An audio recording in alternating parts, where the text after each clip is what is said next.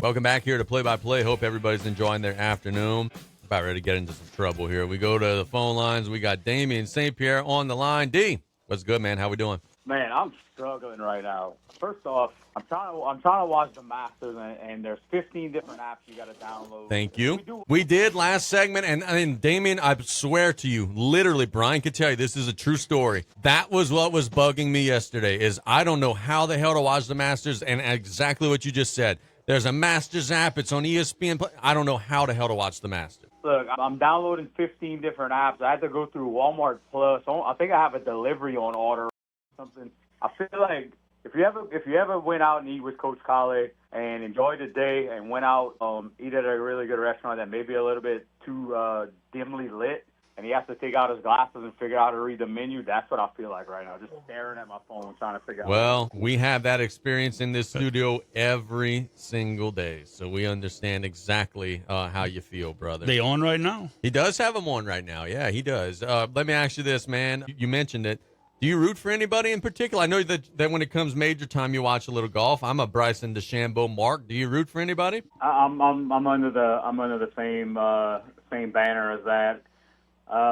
Actually, it depends who's making me money. I like there to you bet go. this. I like to bet it out early. I didn't get a chance to this year, but the last couple of years, bet out early and got in the top 3 and cashed out on Sunday. Luckily, because my guys didn't win, but.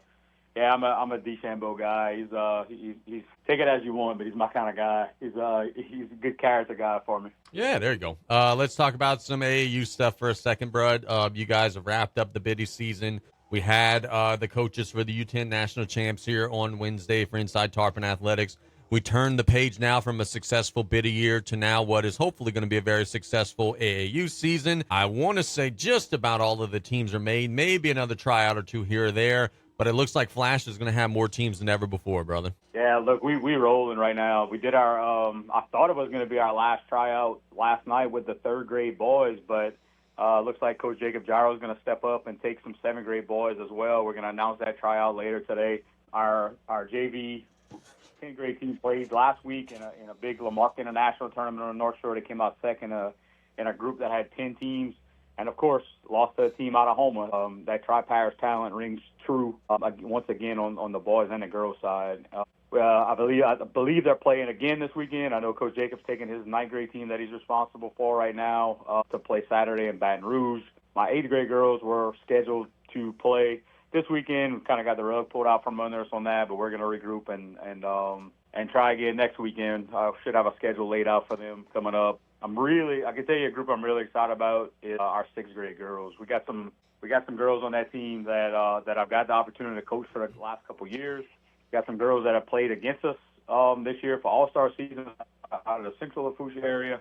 I'm really excited. We got a really good group. We got some guards, we got some bigs, and they got some speed. And they're going to be able to go once they kind of figure that system out. But it's a lot going on. I know we got a couple coaches that are asking to coach. We're going to try to provide that as much as possible and try to get as many kids playing as we possibly can right now. And season's going to hit up full swing in a couple of weeks. I know Coach Travis Terrebonne's got his 5th grade squad. He's doing something that's pretty unique. I don't know if he chatted about it on Wednesday night, but he's got like a competitive team and he's got like a practice team, and he's giving those opportunities to a whole bunch of kids that want to come practice with him. And he's going to give them an hour twice a week. And if somebody's missing, he's going to call them up, almost like a kind of a JV squad, developmental type of squad. So he's going to keep them boys in the gym, which I thought was an awesome idea. Let me ask you this, dude. So a lot of people have a negative connotation of AAU basketball because, look, let's be honest. Some of the events are not the best well-run. Some of the events don't have the best officiating. And a lot of parents kind of get turned off by the idea. But one of the things that I respect the most about the Flash is you guys kind of take the approach of, hey, man, like, we're just in it to make each individual kid a better basketball player. If we go and we win, hey, that's awesome. The results will take care of themselves. But if we run into a bad situation or whatever, hey, that's okay too. We're going to just focus inward and we're going to try to make every kid a better player, make them tougher, make them stronger, whatever it may be. And I think that that's one of the things that sets you guys apart, man. Like, just kind of don't fall for the drama and all the BS that could potentially be out there and just focus on the kids and making them better. You're you're absolutely right. It's like anything else in youth sports. If you in it for the money, you are going to find complete trash coaches. You're going to find complete trash organizations. And if you in it for the right reasons, which I believe we are, every coach we have is a volunteer. I said a couple weeks ago, we don't sit here and we don't go ask for donations. We let the parents know what they're getting into. I tell you what, the big benefit from this, from the kids, not only the fundamental experience that the coaches provide to the kids, 3-4 times a week whenever they're getting together, but the different situations that these kids are getting into makes them battle tested. So I've been blessed with an extreme amount of talent. I can't coach a lick. I can tell you that right now. That group, my first group that we started with, Terrence Pete, Meathead, Landon Araby, DJ Adams, I mean, we were loaded. We didn't know at the time, but now we look back and we're absolutely loaded. I feel like we prepared those guys for different situations, being in some of those bad situations where we have to just fight through it and just get the job done at the end of the day. No matter if you're playing kids that are 4 years older than you got referees that don't care for you, got bad, you got terrible people in the stands that's degrading you or whatever that case may be. And then, taking this group with Kim and then being lucky enough to be able to coach kids like I'm looking at a poster right now with all the kids on there with, Emmy Ingram, G from Evergreen, Kinsley Terrebonne, Alea Guidry, Adeline LaFar, and I don't want to leave anybody out, like Alexa Rogers, all those girls. I feel like we made them battle tested, and the old saying, the proof's in the pudding. Those girls are ready to play. Most of them have not lost a parish championship in their whole basketball career at the middle school level. They're winning some games at the high school level. You got a college offer at an 8th grade level. I mean, what we're doing is and I'm not taking credit for it at all, but what we're doing with the program itself, it seems to be working out. Yeah, no doubt about that, my friend.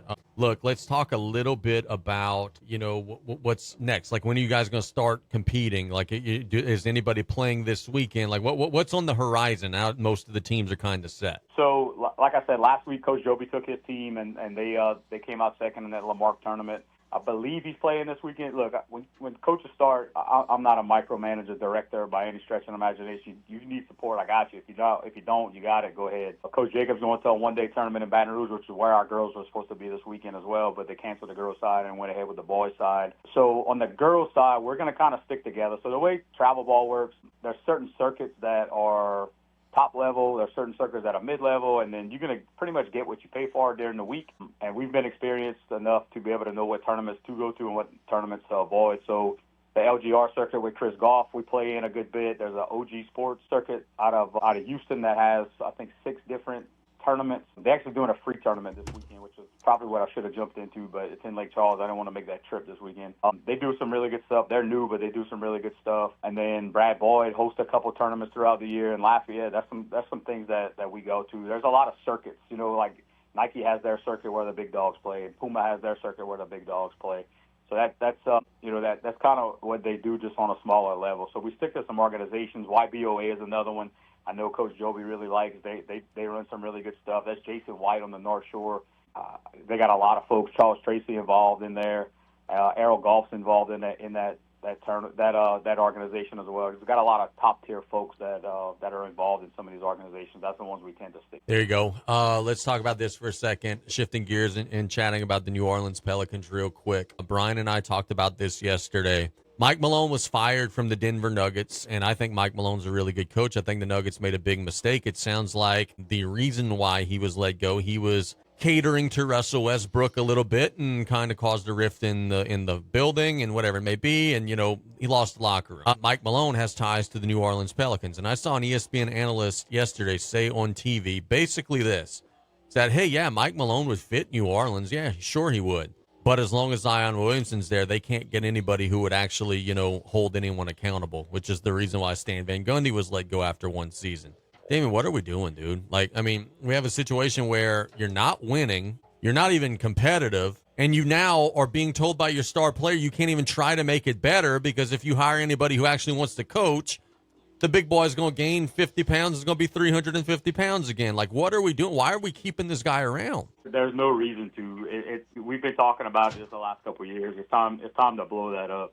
Casey, the Pelicans are actually taking on the Heat tonight at home. I tried to get a ticket, but my only ticket available was actually the Superdome to be able to watch the game. Yes. Yeah, thank you for that. I appreciate that jab there. No, look, hey, Mike Malone would be fantastic. The guy's a winner. But look, he knows how to coach these star players too. He's had a couple in Denver that have been MVP level and some younger guys that he's developed. It could be a great fit, but you gotta be wanted.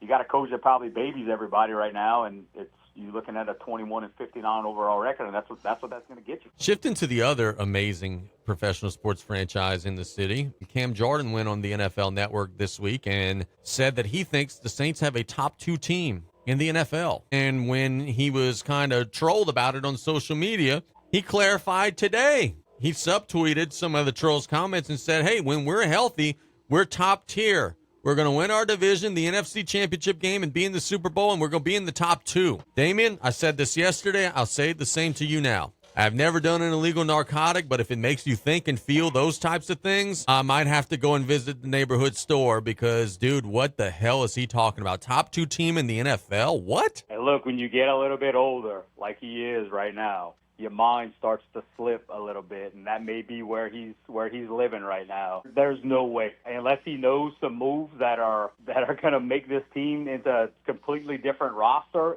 before the first preseason game. I don't know what he's looking. Did he go viral? I mean, was that what he was trying to do? He was trying to maybe get some hits. I mean, he went viral for the wrong reasons. Everybody, including Saints fans, were trolling the hell out of him, saying he was an idiot. But, yeah, he did go viral in that way. Hey, look, I was told a long time ago, as long as they're talking about you in the media, it's a good thing. You're getting that publicity. Yeah, that's a fair point, I guess, man. The big thing about WrestleMania right now, outside of the Cody and Cena story, is we had a crazy situation involving Charlotte Flair last Friday on SmackDown where they went off script. The young lady, and boy, her name escapes me right now, the champion right now, basically said, yeah, you got a great record at WrestleMania or whatever, but what's your record in marriage or whatever? It's 0-3, like referring to her divorces. And then Charlotte comes back and says, hey, well, your boyfriend's in my DMs and they had to be separated. And there's even whispers that the match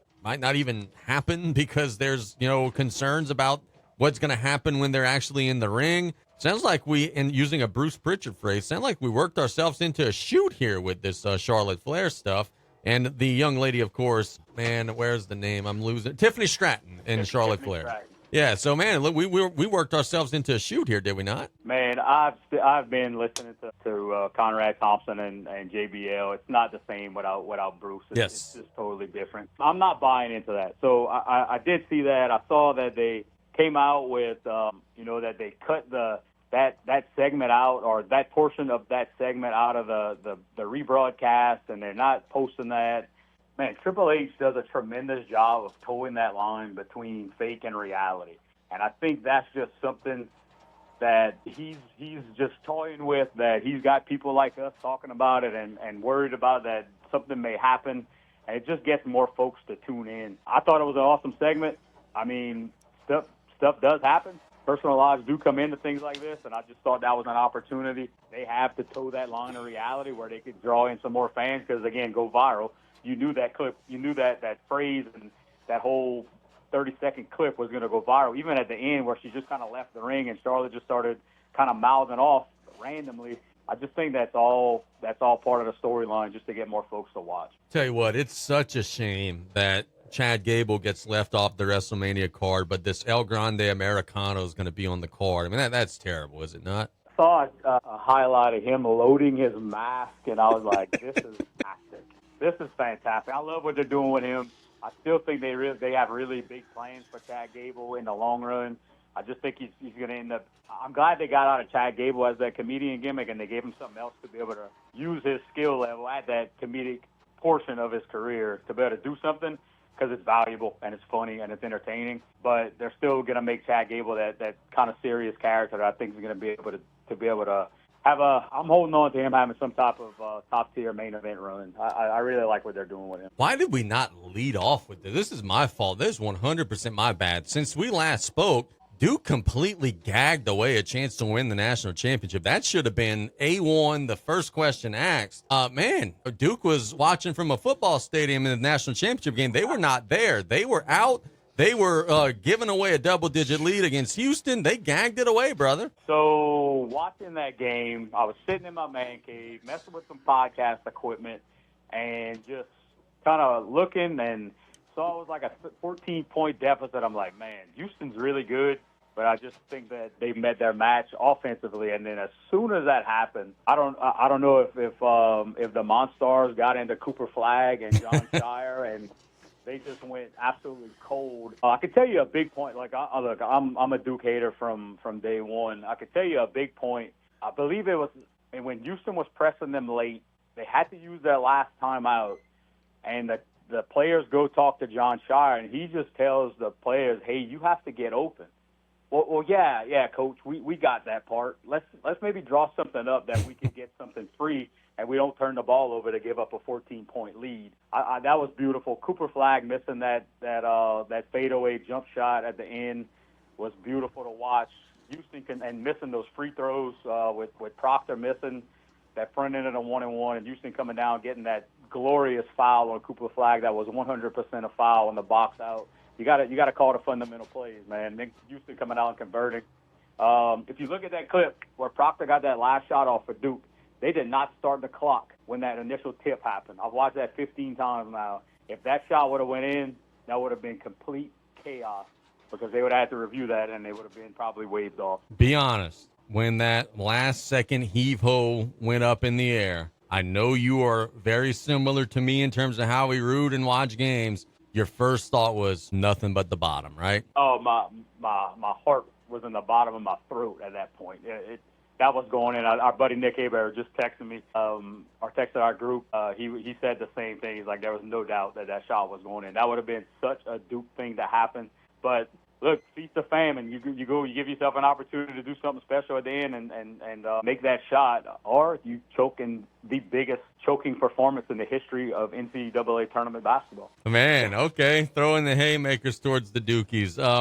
Last week we talked about boxing for a second, and you said there was a big card coming up that Victor was going to be a part of, Jonathan Gidger was trying to be a part of. Do we have any updates? Are those guys officially locked in? Yeah, so Victor's going to defend his NABA title on that night, which is May 31st at the Metro in New Orleans. A really good venue for fights. I've been there a couple times. It's a smaller venue, but it's you are literally right on top of the action. They actually have it upstairs to watch, and you're not a football field away, which is awesome. So Victor's going to be there. There's a couple more folks, some local folks. They got an MMA guy that is on that card as well. It's pretty well known. He's rolling on there, and there's a couple more. Like I said, a couple more Kenner guys, and I'm sure they'll round out that card. Garrett Payton is on there, another heavyweight. That's I think he's sitting at 5-2. He got upset in his last bout on the West Bank. But a whole heap of local folks, and I'm trying to get out there to watch that because this should be a great night of fighting. I know you don't have any insight into, like, this dude's camp or anything like that, but what's next for Jake Paul, do you think? Because, dude, apparently he was so close to landing Canelo Alvarez. Like, I mean, they had even announced that it was happening, and then, like, the next day Canelo says, no, I'm going to do this deal with the Saudis instead. Apparently they probably threw, maybe another $100 million into his bank account, whatever it may be, to close that deal. But then since that's happened, Jake Paul's just fallen off the face of the earth. We haven't heard anything from he nor his team. What's next? I mean, is he going to fight another YouTuber or former MMA or former boxer to just stay relevant? Is he going to try to fight another legitimate guy like Canelo? Like, what's next for the Jake Paul business model? You're gonna like this because we talked about this guy the last couple of times I was on. So just real quick, I pulled it up. Jacob Yamazato and Sheldon Volaton, and the MMA guy that I was talking about was Junior Marciano from New Orleans. All undefeated guys are going to be on the undercard of that event on May 31st at the Metro. So the boxing rumor mill, and this could be just some whack job coming up with this. There hasn't been any legs to the rumor, but the rumor is Paul versus Deontay Wilder. Jesus. Oh. That would be fantastic to watch. That's a fight that I'm 100% for Wilder to be able to take. Because they're going to fight in 15-ounce gloves. They're not going to fight in the regular gloves. They'll have some altered rules. That would be a tremendous event for that to take place. All right, so let's play boxing analyst for a second. Mike Tyson I think early in the fight had a little success. Then I don't know if he hurt his knee or if he just became a 55-year-old or whatever it may be. He didn't want to throw. Deontay Wilder would kill this guy, right? I mean, look, he's a little punch drunk. I get it. But he's not 55. He's way closer to the peak days than Mike Tyson would. Deontay Wilder would knock this dude out, right? Look, the last thing in boxing, the last skill set to erode is your power. That's why everybody was worried about Tyson. That's why George Foreman won the world championship at however old he was when he won that, when he beat Michael Moore. He's got a huge right hand. When I say he, I'm talking about Deontay Wilder. Pronouns, pal. He's got an absolute bomb in that right hand, and if Paul eats that, it's going to be lights out. I think, look, man, that Tyson fight was fixed. I'm thoroughly convinced. After the first round, they said, look, give him something the first 30 seconds or 45 seconds, and then we'll just go ahead. We'll cruise. I'm not going to knock you out. Don't knock me out. I think that was a gentleman's agreement. Would Deontay Wilder be inclined to take a similar deal? No way. He doesn't need the money right now. The guy he's made his money, and I don't think he would want to have that on his record. Deontay's a very proud person. He's very emotional, as seen after some of his losses, and I don't think he's in there, which is probably why the fight won't ever take place. Boy, sign me up, dude. We're gonna if that fight happens, we're gonna have to buy the pay-per-view and get together in the man cave and watch that one. That'd be a good time. I'm all about that, man. The Jake Paul events are top notch. No matter hate him, love him, respect him, his events are top notch. He understands his market and understands the audience that's watching, and he puts on some entertaining. Yep, no doubt. Hey, man, thanks so much for the time. Have a great weekend, buddy, and we'll stay in touch, dude. Absolutely, Case. Thank y'all. Yep, there's Damien St.Pierre doing an excellent job. We look forward to chatting with him next Friday if we could get him. Deontay, well, I don't know if you're familiar with Deontay Wilder, Brian. This is like a big Mike Tyson dude, except he's not 50-something years old. That dude would beat Jake Paul into the ground if those guys fought. Look, there's some guys that you sometimes want to pick on. That ain't the dude you want to pick on. In fact, let me just go ahead and pull you up a picture of Deontay Wilder, being you said you're not all that familiar with his skills. Google is pulling it up. That's the gentleman that Jake Paul would be fighting, and it's a legitimate professional boxer. It's not an MMA guy. It's a legitimate professional boxer. That would end poorly, I think, for Mr. YouTube.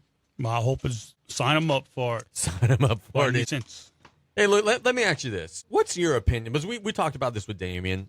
AAU basketball gets a negative connotation. Most people, it's poorly run. It's a bunch of vultures trying to prey on the kids. And Flash approaches it a little bit different. They're just focused on, we're going to practice a lot over the summer. We're going to keep the kids together over the summer. We're going to go play. And if we win, hey, awesome. But we're going to focus on getting better. If we go to an event that's maybe not the best run and we get bad officiating, whatever, that's okay too. We're going to just stay focused on us. What are your opinions on AAU basketball? You think it's a useful tool? I know you did a little help with one of the AAU organizations last year. You think it's a useful tool? Do you think it's, kind of a pirate ship like some others think? What do you think of it? As a whole, I think it's terrible. But you got, like the Flash, some programs in there that, are doing it the right way, teaching the kids the game. I think it's good. But as a whole, I don't find it very helpful. Yeah. I find it hurtful at times. Okay, hurtful in terms of I'm going to just throw out a hypothetical. Let's say there's a 10th grader, goes play summer of AAU, and maybe doesn't have the best coach. Maybe doesn't, play for the most prestigious or reputable organization. You think sometimes those coaches turn the kids against what's being taught to them at their high school programs? Yeah. And I'm not saying that these coaches, look, let's screw them up, the high school. They're just bad habits. Teaching them bad habits. Yeah. And it's like some of these people they're not worried about the program. They're worried about themselves. I think it loses, now this is me, old school, it loses the discipline part of the game with the AAU as a whole in some places. Not all organizations, but as a whole, I think the discipline part of it is lost. Yeah. I'm with you on that, and I follow what you're saying. And again, I think the Flash does it right. Yeah. I think Thibodeau Express, up the bayou, I think they do it right. There are organizations locally who do it right. Oh yeah, locally, I think it's pretty darn good locally. Yeah. Because look, I got involved with it a little last year. I wouldn't get involved in something that I don't believe in. Unfortunately, though, those are the exception, maybe, and not the rule. Yeah. Because there are some vultures out there that like to prey on the talents of these young men and women, and that's unfortunate. Let's catch a break. When we get back, your locks were not very good yesterday. You don't even know. No. You gave us, you said, Brewers over Rockies and Blue Jays over Red Sox. I gave us Braves over Phillies. I gave us Giannis 10.5 rebounds. I gave us Memphis over Minnesota. That one was, well, let me clear my throat and actually make sure I give a right one. I don't want to be a lower X whenever it's me versus you. Of course. I was 2-1, you were 0-2. We got to fix that today. We got to do better today. And we got to wrap up the show making these people money today as we get out of here and head towards the weekend. Tomorrow, are we officially doing Sports Corner from Thibodeau tomorrow? Oh, I don't know. I'll go find out during the break if he's around. Yeah, we're going to find out what our plans are so we can let you guys know. I think the plan is to go and do Sports Corner from Thibodeau High School, then bring you the ball game. It's supposed to be an absolutely gorgeous weather day tomorrow. The high temperature 74 tomorrow, so wouldn't be a bad day to be outdoors. Let's catch a break. When we get back, we will get you some more locks, and we'll wrap up the show.